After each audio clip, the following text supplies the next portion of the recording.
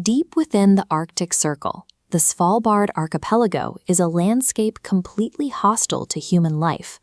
But buried directly into this permafrost is a fortress designed to outlast civilization itself, the automated Global Seed Vault. Inside Sector 4, a sub-zero storage room, an electrical engineer named Elena works a solo shift. She relies on a heavy thermal suit to survive the vault's permanent minus 18 degrees Celsius baseline. The entire facility is engineered to remove human error. It relies entirely on a network of perfect automated preservation systems to maintain absolute control over the climate. Then, without warning, the soft hum of the massive primary cooling fans dies. Total silence fills the vault.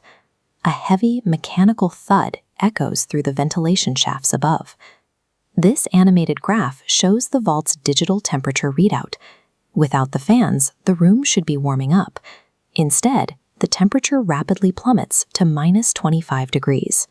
The cooling system has stopped following its safety parameters, initiating an aggressive drop in temperature that the vault's sensors were built to prevent.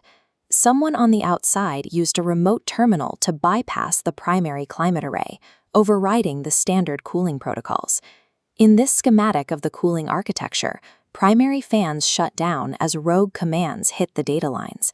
These target backup liquid nitrogen pumps, forcing an infinite activation loop. Liquid nitrogen floods the system, plunging the room past minus 32 degrees Celsius. The sabotage weaponizes the facility's own extreme preservation engineering against the worker trapped inside.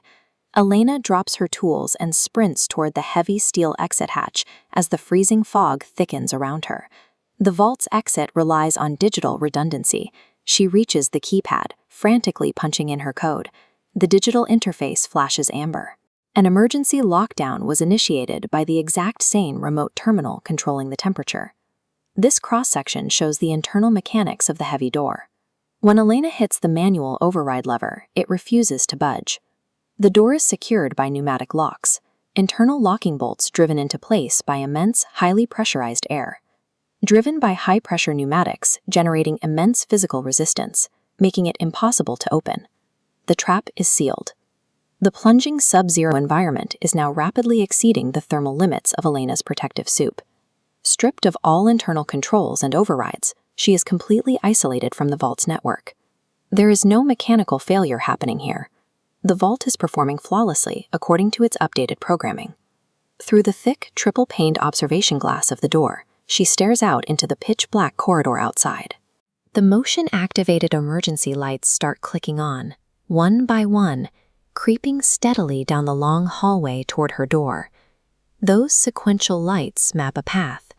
Someone is walking directly toward the vault, and they are holding the remote lockout terminal. This automated fortress remains vulnerable to the very remote access terminal designed to manage it, regardless of the concrete and steel protecting the entrance.